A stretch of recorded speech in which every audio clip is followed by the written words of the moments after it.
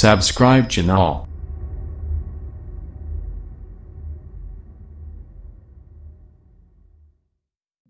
بسم اللہ الرحمن الرحیم الحمد للہ رب العالمین والعاقبۃ للمتقین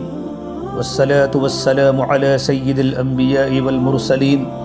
وعلى آلہ وصحبہ اجمعین اما بعد فاعوذ باللہ من الشیطان الرجیم بسم اللہ الرحمن الرحیم والسابقون الاولون من المہاجرین والانصار والذین اتبعوهم بإحسان رضی اللہ عنہم ورضوا عنہ وقال النبی صلی اللہ تبارک وتعالی علیہ وسلم اصحابی کالنجوم بأیہم اقتدیتم اہتدیتم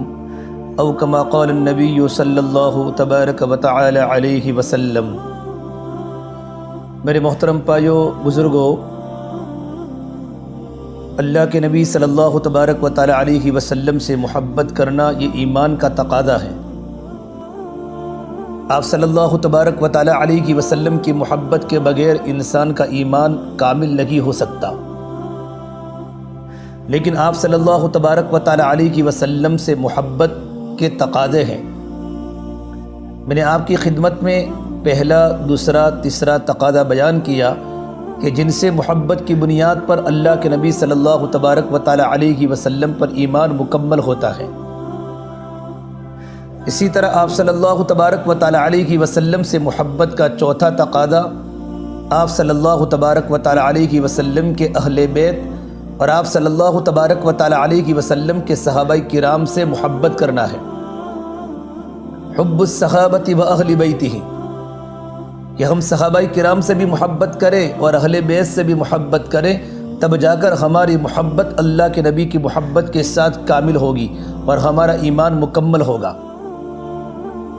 اس لیے کہ میرے نبی نے فرمایا اللہ اللہ فی اصحابی، لوگو میرے صحابہ کے بارے میں اللہ سے ڈرو، اللہ سے ڈرو۔ لا تتخذوہم من بغضی غرضا، میرے دنیا سے پردہ فرمانے کے بعد میرے صحابہ کو تنقید کا اور طعنے کا نشانہ مت بنانا۔ فمن احبہم فبحبی احبہم، جو میرے صحابہ سے محبت کرتا ہے وہ میرے محبت کی وجہ سے محبت کرتا ہے۔ ومن ابغضہم فببغضی ابغضہم، اور جو میرے صحابہ سے بغض رکھتا ہے وہ میرے ساتھ بغض اور میرے ساتھ دشمنی رکھنے کی بنیاد پر بغض رکھتا ہے۔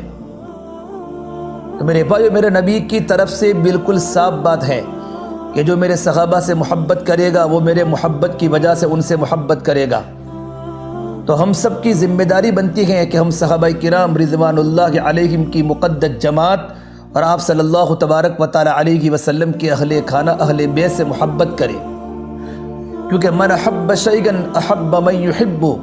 بندہ جب کسی سے محبت کرتا ہے تو جو چیزیں اس کو محبوب ہوتی ہیں وہ ان سے بھی محبت کرتا ہے۔ چنانچہ حدیث پاک میں ہے آیت الایمان حب الانصار، کہ انصار سے محبت کرنا ایمان کی علامت ہے۔ وآیت النفاق بغضہم، اور انصار کے ساتھ دشمنی رکھنا، بغض رکھنا یہ نفاق کی علامت ہے۔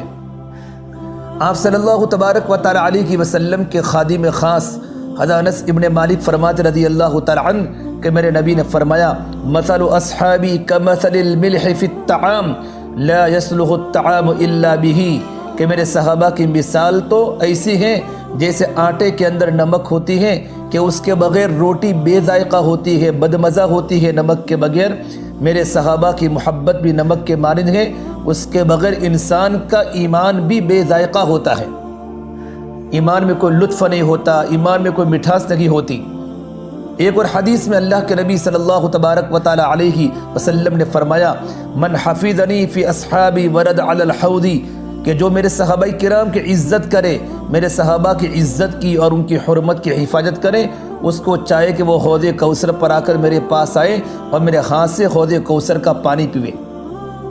ومن لم يحفظنی فی اصحابی لم یرد علی الحوض، اور جو میرے صحابہ کی عزت و حرمت کی حفاظت نہ کرے اس کو چاہے کہ حوض کوثر پر میرے سامنے بالکل نظر ہی نہ آئے۔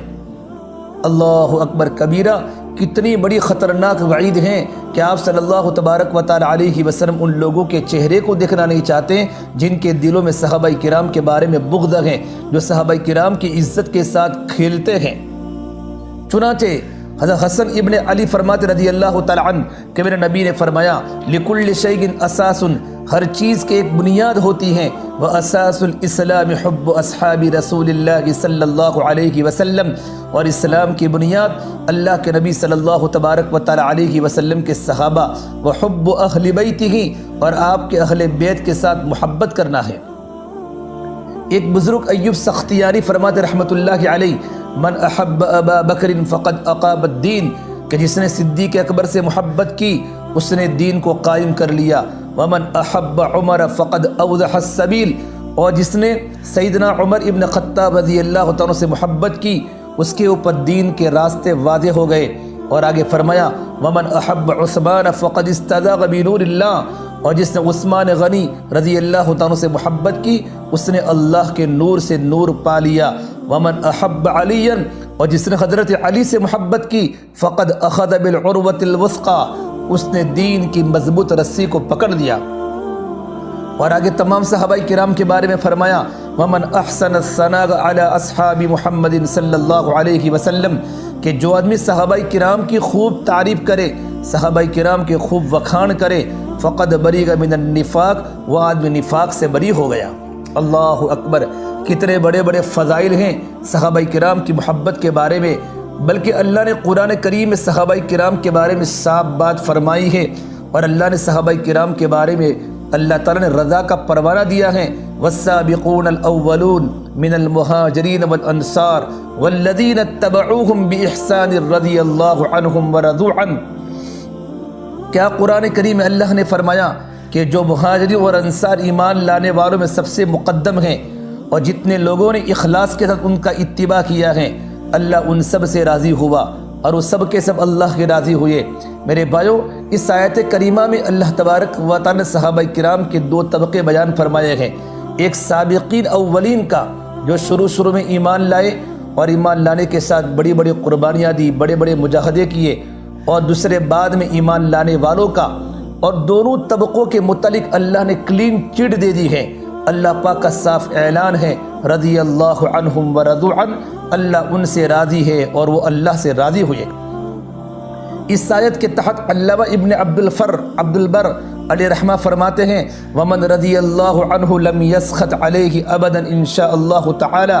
نے اللہ تعالیٰ جن سے راضی ہو جاتے ہیں اللہ پھر کبھی ناراض نہیں ہوتے، اللہ جن سے راضی ہو جاتے ہیں پھر کبھی اللہ ناراض نہیں ہوتے۔ اس کی وجہ یہ ہے اللہ تبارک و تعالیٰ کو اولین کا علم ہے، اللہ تعالیٰ کو آخرین کا علم ہے، اللہ تعالیٰ کو صحابہ کی اگلی زندگی کا علم ہے، صحابہ کی پچھلی زندگی کا علم ہے، لہذا اللہ انہی لوگوں سے راضی ہوتے ہیں جو آئندہ زمانے میں بھی اللہ کے رضا کے خلاف کوئی کام کرنے والے نہیں ہوتے۔ لہذا کسی کے واسطے اللہ تبارک و تعالیٰ کی رضا کا اعلان یہ اس بات کی ضمانت ہے کہ ان کا خاتمہ بھی اور ان کا انجام بھی انشاءاللہ نیک ہوگا، ایمان پر ہوگا، حالت صالحہ پر ہوگا، اور اس سے آئندہ بھی اللہ کے رضا کے خلاف کوئی دوسرا کام کبھی نہیں ہو سکتا۔ اللہ تعالیٰ ان لوگوں کے ہی بارے میں اللہ پاک رضوان اللہ علیہم اجمعین کا اللہ پروانہ دیتے ہیں،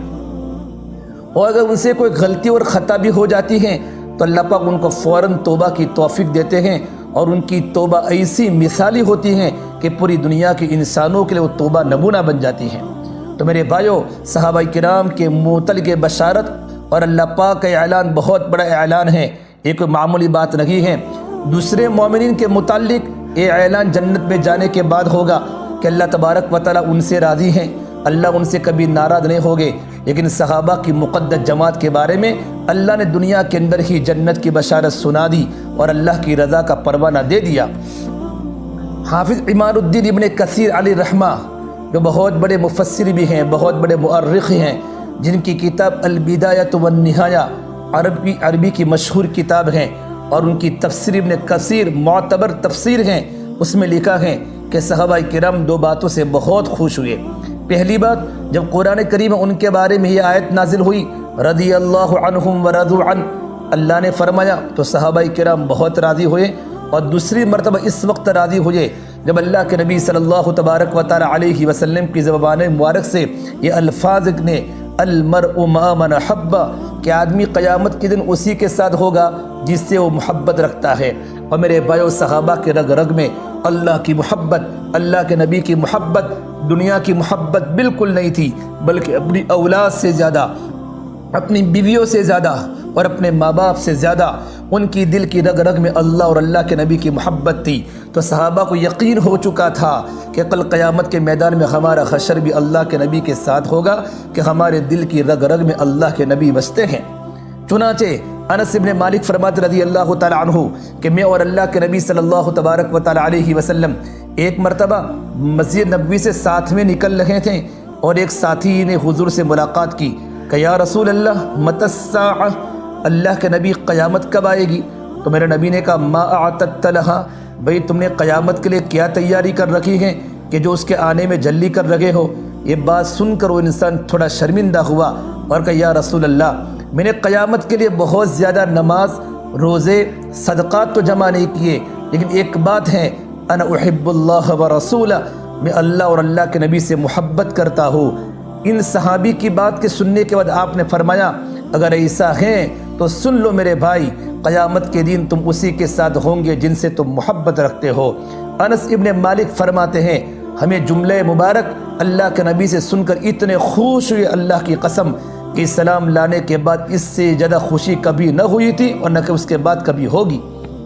اس کے بعد انس بن مالک نے اپنے خود کے بارے میں فرمایا الحمدللہ، میرے دل میں اللہ کی محبت ہے، اللہ کے نبی کی محبت ہے، میں ابو بکر سے محبت کرتا ہوں، میں عمر سے محبت رکھتا ہوں، اس لیے میں اس کا امیدوار ہوں کہ کل قیامت کے میدان میں میرا حشر بھی اللہ کے نبی کے ساتھ ہوگا۔ یہ روایت بخاری شریف کے اندر بھی ہے اور مفتی شفیع عثمانی صاحب نے معالم القرآن کے اندر بھی لکھی ہے۔ میرے بھائی، صحابہ کرام کے مناقب، اس لیے اللہ کے نبی نے فرمایا صلی اللہ علیہ وسلم نے صحابہ کے بارے میں فرمایا اصحابی فلو ان احدکم انفق مثل احد ذهبا ما بلغ مد احدکم ولا نصیفہ، اے لوگو میرے صحابہ کو برا بلا نہ کہو، ان کا مرتبہ تو یہ ہے کہ تم میں سے کوئی آدمی احد پہاڑ کے برابر بھی سونا خرچ کرے، اللہ کے راستے میں صدقہ کرے، تو میرے صحابہ کرام کے ایک مد ایک وزن ہوتا ہے، بلکہ آدھا مد جو کے برابر بھی نہیں ہو سکتا۔ یہ میرے صحابہ کا اخلاص تھا۔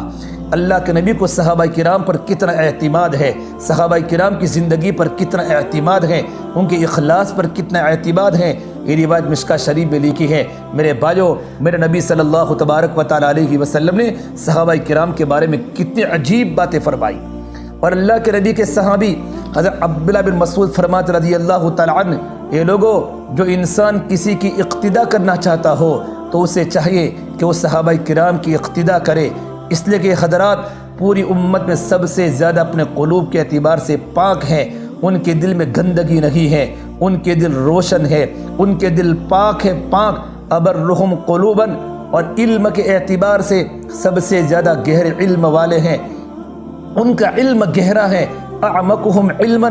اور تکلف تصنع سے بالکل خالی ہیں، ان کی زندگی میں کوئی تکلف نہیں، ان کی زندگی میں کوئی بناوٹ نہیں۔ پھر فرمایا یہ مبارک اور مقدس جماعت ہیں جن کو اللہ تبارک و تعالیٰ نے اپنے نبی کریم صلی اللہ تبارک و تعالیٰ علیہ وسلم کی صحبت اور دین کی اقامت کے لیے، اعلاء کلمت اللہ کے لیے پسند فرمایا۔ پھر کہا لوگوں تم ان کی قدر کو پہچانو اور ان کے آثار کا اتباع کرو، کیونکہ یہ لوگ راہ مستقیم پر ہیں اور ان کا طریقہ صراط مستقیم کے مطابق ہے۔ یہ بات حضرت مولانا محمد یوسف صاحب نے حیات الصحابہ کی شروع کی جلد کے اندر بھی نقل کی ہے، اور مشکاۃ شریف کے اندر بھی عبداللہ بن مسعود کا یہ اثر لکھا ہوا ہے۔ اس سے میرے بھائیو، ایک اور صحابی اللہ کے نبی کے چچا کے بیٹے عبداللہ بن عباس فرماتے ہیں ما رأیت قوما كانوا خیرا من اصحاب رسول اللہ صلی اللہ علیہ وسلم، میں نے کوئی جماعت اللہ کے نبی صلی اللہ تبارک و تعالی علیہ وسلم کے صحابہ سے بہتر نہیں دیکھی۔ اللہ کے نبی کے فیض صحبت نے اور اللہ کے نبی کے ساتھ رہنے کی بنیاد پر صحابہ کرام کو اللہ نے کتنا اعلیٰ مقام پر پہنچا دیا ہے۔ انہی مناقب کی بنیاد پر اور صحابہ کرام کی انہی فضائل کی بنیاد پر اور اللہ کے نبی کی صحبت کی بنیاد پر اہل سنت والجماعت کا متفقہ عقیدہ ہے کہ بڑے سے بڑا ولی بھی، بڑے سے بڑا بزرگ بھی ادنا سے ادنا درجہ کے صحابی کے مرتبے کو کبھی نہیں پہنچ سکتا۔ اس لیے ہمارے مشہور بزرگ امام ربانی حضرت مجدد الف ثانی علیہ رحمہ فرماتے ہیں کہ کوئی ولی کسی صحابی کے مرتبہ کو کبھی نہیں پہنچ سکتا۔ اویس قرنی رحمۃ اللہ علیہ کی شان کس قدر بلند، مگر اپنی بلند شان ہونے کے باوجود بھی اللہ کے نبی کی شرف صحبت سے مشرف نہ ہو سکے، اس سے ادنا درجے کے صحابی کے مرتبے کو نہیں پہنچ سکے۔ حالانکہ کس قدر عالی مرتبہ ہے کہ میرے نبی نے حضرت عمر کو فرمایا تھا، علی کو فرمایا تھا، تمہاری ملاقات جب اویس قرنی سے ہو تو ان کے لیے تم اپنے لیے دعا کرانا اور میری امت کے لیے دعا کرانا۔ اتنے بڑے عالی مقام والے، اتنے بڑے مناقب کے باوجود وہ ادنا سے ادنا صحابی کے مرتبے تک نہیں پہنچ سکتے، کیونکہ وہ اللہ کے نبی کی صحبت میں رہ نہیں سکے۔ اس لیے کسی آدمی نے حضرت عبداللہ ابن مبارک علیہ رحمہ سے پوچھا کہ بتاؤ امیر معاویہ افضل ہیں یا عمر بن عبدالعزیز افضل ہیں؟ صحابہ کرام نے ان صحابی کا نام لیا جن پر لوگوں نے تیر برسائے ہیں، جن پر لوگوں نے گالیاں برسائی ہیں، ان صحابی کا نام لیا۔ اور بزرگوں میں تابعین میں افضل ترین انسان جن سے پوری دنیا متفق ہیں، عمر بن عبدالعزیز کا نام لیا۔ تو اسی وقت فوراً جواب دیا حضرت عبداللہ ابن مبارک نے، کیا جواب دیا؟ فرمایا امیر معاویہ اللہ کے نبی صلی اللہ تبارک و تعالی علیہ وسلم کی معیت میں امیر معاویہ کے گھوڑے کی ناک میں جو دھول، جو غبار داخل ہوا، وہ غبار بھی حضرت عمر بن عبدالعزیز سے کتنی گنا بہتر ہے، کئی گنا بہتر ہے۔ ارے ان صحابی کے ادنا درجے اور ادنا عمل تک حضرت عمر بن عبدالعزیز کبھی نہیں پہنچ سکتے۔ میرے بھائیو، یہ صحابہ کے مناقب ہیں۔ ہم اپنی مجلسوں میں صحابہ کے تذکرے کریں، نجی مجلسوں میں صحابہ کی تعریف کریں، اللہ کی محبت کے تذکرے، اللہ کے نبی کی محبت کے تذکرے، اور جتنے ہم صحابہ کرام کی محبت کے تذکرے کریں گے ہمارے دل میں صحابہ کی محبت آئے گی۔ اللہ اور اللہ کے رسول، اہل بیت، ازواج مطہرات اور اللہ کے نبی کے صحابہ کی محبت آئے گی۔ ہم صحابہ سچے دل سے محبت کریں، الحمدللہ ہمارے دلوں میں صحابہ کا بڑا احترام ہے۔ حضرت عبداللہ بن عباس فرماتے ہیں کہ میرے نبی نے فرمایا، من احب اصحابی و ازواجی و اہل بیتی ولم یطعن فی واحد منہم وخرج من الدنیا علی محبتہم۔ سرکار فرماتے ہیں جو آدمی میرے صحابہ اور میری ازواج مطہرات اور میرے گھر والے اہل بیت سے محبت کرے گا اور ان میں سے کسی پر طعن نہ کرے گا، تشنیع نہ کرے گا، کسی کی برائی نہ کرے گا، کسی کی بدگوئی نہ کرے گا، اور ان کی محبت دل میں رکھتے ہوئے اس دنیا سے اللہ کا پیارا ہوگا، الوداع ہوگا، تو قیامت کے دن میرے ساتھ ہوگا۔